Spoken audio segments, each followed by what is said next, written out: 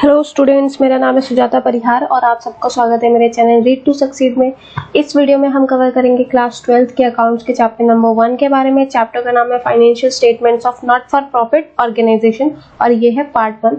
इस चैप्टर को हम 3 पार्ट में कवर करेंगे। 2 पार्ट में थ्योरी होगी, तीसरे पार्ट में 5-6 क्वेश्चन हम प्रैक्टिस के करेंगे। और इस चैप्टर में जितने भी क्वेश्चन है टीएस ग्रेवाल के, वो हम बाद में कवर करेंगे। मैं हर एक क्वेश्चन आपको सॉल्व करके दे दूंगी, उसकी अलग से मैं वीडियो बना के आपको प्रोवाइड कर दूंगी। रेफरेंस हमने टीएस ग्रेवाल जी की बुक से लिया है। और जो हमें टॉपिक्स कवर करने हैं इस चैप्टर में कौन कौन से हैं: meaning of not for profit organisation, characteristics of NPO, difference between NPO and profit earning organisation, financial statement of NPO, fund based accounting treatment of important items of income and expenditure account, important terms है कुछ, और last होगा questions जो हम part 3 में करेंगे। एक अलग से इसका पार्ट है क्वेश्चंस का, पार्ट 3। सबसे पहला पॉइंट आता है meaning of not for profit organisation, कि नॉट फॉर प्रॉफिट ऑर्गेनाइजेशन होता है क्या। अगर कोई पॉइंट समझना है तो मुझसे कमेंट में पूछ लेना, मैं क्लियर कर दूंगी। तो मीनिंग क्या है? एक तो होता है प्रॉफिट ऑर्गेनाइजेशन, जो कंपनी प्रॉफिट अर्न करती है उसको हम बोलते हैं प्रॉफिट अर्निंग कंपनी। और जो कंपनी प्रॉफिट अर्न करने के मोटिव से बनाई जाती है कि हमको एट लास्ट क्या अर्न करना है, प्रॉफिट, वो प्रॉफिट अर्निंग कंपनी होती है। और जो कंपनीज बनाई जाती है सर्विस प्रोवाइड करने के लिए, ना कि प्रॉफिट अर्न करने के लिए, जिसका मेन मोटिव प्रॉफिट अर्न करना नहीं होता बल्कि सर्विस प्रोवाइड करना होता है, वो होती है एनपीओ, यानी कि नॉट फॉर प्रॉफिट ऑर्गेनाइजेशन। ठीक है, not for profit organisation also known as non profit organisations are set up with the objective to further cultural, educational, health, religious, public services to public and और members etcetera, कि service provide करना public को या members को, जैसे कि cultural service, educational service, health service, religious service, ऐसी कोई सर्विस प्रोवाइड करना।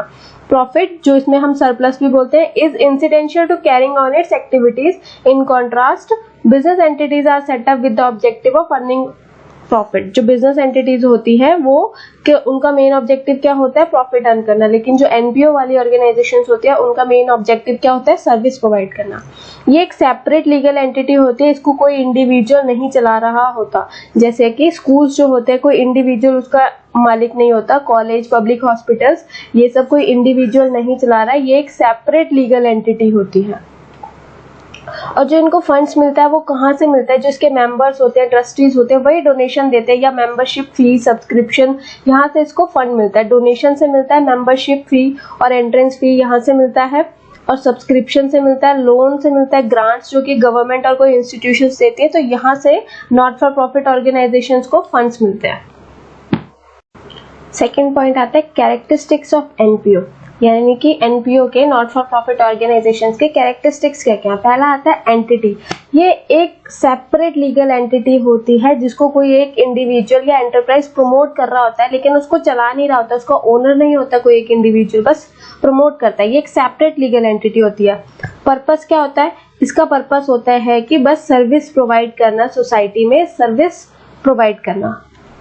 ओनरशिप, इसका कोई एक ओनर नहीं होता, ये एक चैरिटेबल ट्रस्ट होता है जिसको बहुत सारे इंडिविजुअल, बोल सकते हैं ग्रुप ऑफ इंडिविजुअल्स चलाते हैं। Profit is not the objective, और नॉट फॉर प्रॉफिट ऑर्गेनाइजेशन का मेन ऑब्जेक्टिव प्रॉफिट अर्न करना नहीं होता, उनका मेन ऑब्जेक्टिव होता है सर्विस प्रोवाइड करना। Management, not for profit organisation is manage by a group of individual often called trustee और मैनेजिंग कमेटी। ट्रस्टी और मैनेजिंग कमेटी चलाते हैं नॉट फॉर प्रॉफिट ऑर्गेनाइजेशन को। फंड कहाँ से मिलता है? थ्रू डोनेशन से फंड मिलता है, जो लोग डोनेशन देते हैं, मेंबरशिप फी होती है, सब्सक्रिप्शन होता है, यहाँ से इनको फंड मिलता है। फाइनेंशियल स्टेटमेंट, लास्ट में जो अपना अकाउंट बनाते हैं वो कौन सा बनाते हैं? ये P&L नहीं बनाते, ये रिसिप्ट एंड पेमेंट अकाउंट बनाते हैं, और इनकम एक्सपेंडिचर बनाते हैं, और लास्ट में बनती है बैलेंस शीट। तो ये account not for profit organisation maintain करके रखती है। ये अकाउंट बनाने होते हैं किसी भी एनपीओ को। थर्ड पॉइंट आता है हमारा difference between NPO and profit earning company. Not for profit organisation और जो प्रॉफिट ऑर्गेनाइजेशन होती है, प्रॉफिट अर्निंग ऑर्गेनाइजेशन होती है, उनमें डिफरेंस क्या होता है? सबसे पहला डिफरेंस आता है purpose. It is set up with the purpose to further cultural, educational, religious, professional और पब्लिक सर्विस। सिंपल सी बात है, सर्विस प्रोवाइड करना, और इसका पर्पस होता है प्रॉफिट अर्न करना। फंड कहाँ से मिलते हैं? डोनेशन से। ये इन्वेस्टमेंट से, जो कैपिटल इन्वेस्ट की जाती है ओनर द्वारा, वहां से मिलता है। Financial statement, receipt and payment account बनता है, इनकम एंड एक्सपेंडिचर अकाउंट बनता है, और लास्ट में बैलेंस शीट बनती है। इसमें ट्रेडिंग अकाउंट बनता है, ट्रेडिंग P&L बनता है, और लास्ट में बैलेंस शीट बनती है। सरप्लस या प्रॉफिट, इसमें इनकम एंड एक्सपेंडिचर में जो लास्ट में आता है, या तो वो सरप्लस होता है या डेफिशिएट होता है। सरप्लस यानी कि प्रॉफिट, या प्रॉफिट निकल के आएगा, या डेफिशिएट यानी कि या लॉस निकल के आएगा। इसमें जो प्रॉफिट एंड लॉस का बैलेंस होता है वो या तो नेट प्रॉफिट होगा या नेट लॉस होगा। फोर्थ पॉइंट है फाइनेंशियल स्टेटमेंट ऑफ एनपीओ, की एनपीओ के लिए कौन कौन सी फाइनेंशियल स्टेटमेंट बनाई जाती है। हम एनुअली इसकी फाइनेंशियल स्टेटमेंट रेडी करते हैं, और हम क्या क्या बनाते हैं? रिसीट्स एंड पेमेंट अकाउंट बनाते हैं, इनकम एंड एक्सपेंडिचर अकाउंट बनाते हैं, और बैलेंस शीट बनाते हैं। अब सबसे पहले देख लेते हैं कि रिसिप्ट्स एंड पेमेंट अकाउंट क्या होता है। Is a summary of cash receipt and payment during an accounting period.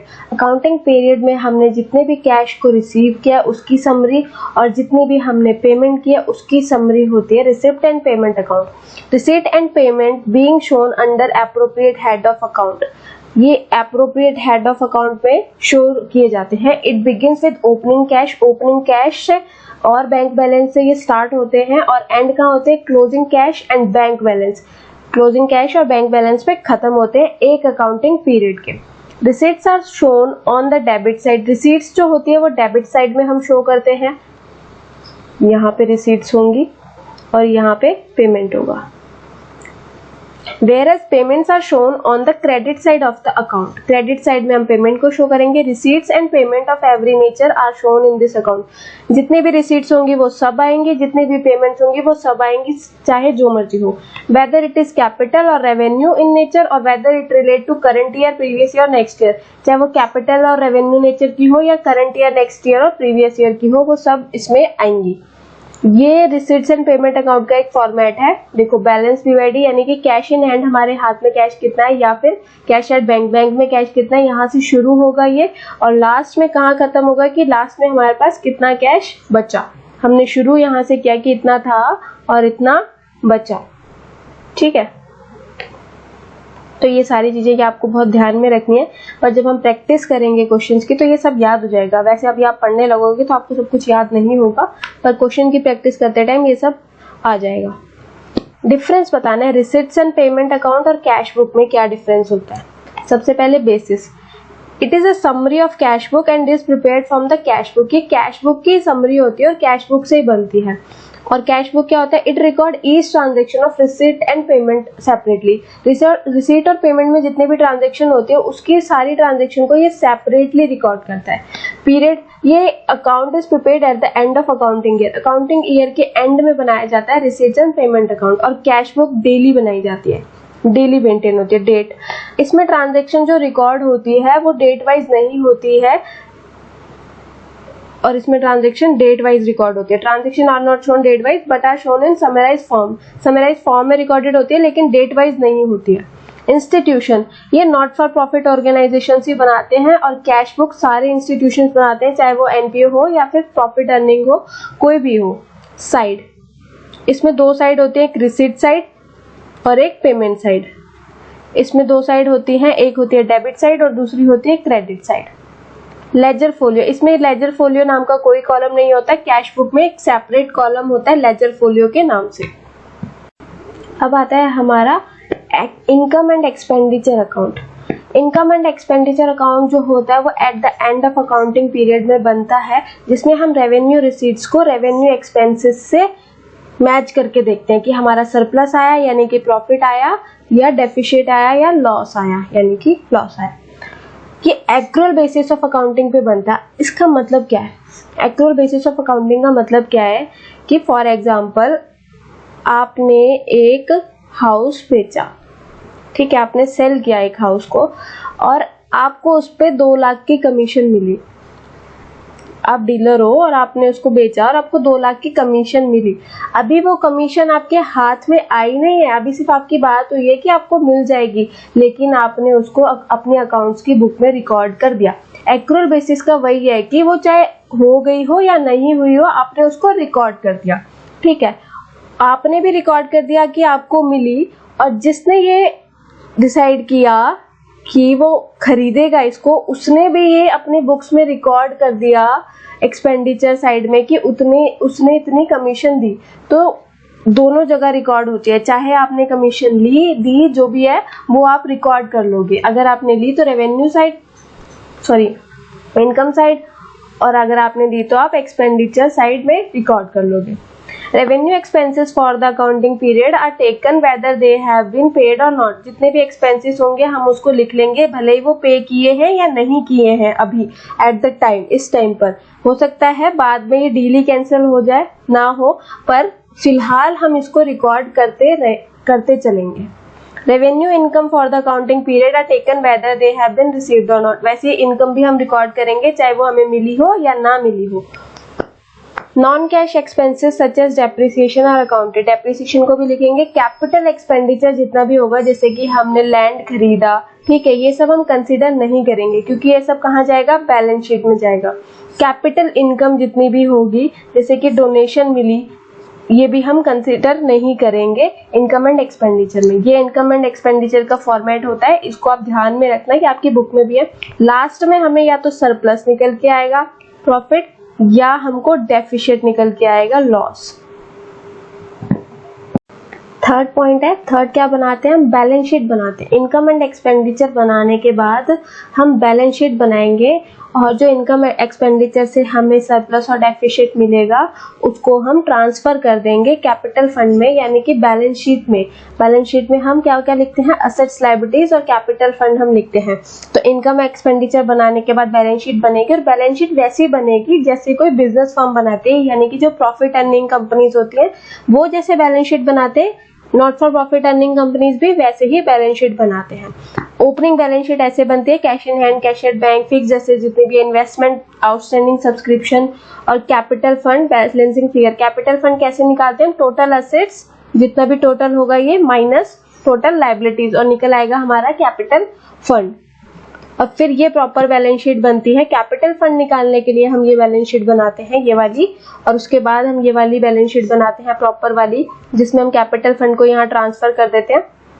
Add करेंगे हम अगर सरप्लस होगा, और लेस करेंगे हम अगर डेफिशिएट आएगा इनकम एंड एक्सपेंडिचर अकाउंट में। बाकी ये पूरा फॉर्मेट है, आपको देखना है और ध्यान में रखना है पूरा का पूरा फॉर्मेट। तो थैंक यू सो मच ये वीडियो देखने के लिए। पार्ट 2 जरूर देखना, उसमें इंपॉर्टेंट टर्म्स वगैरह भी आएंगी।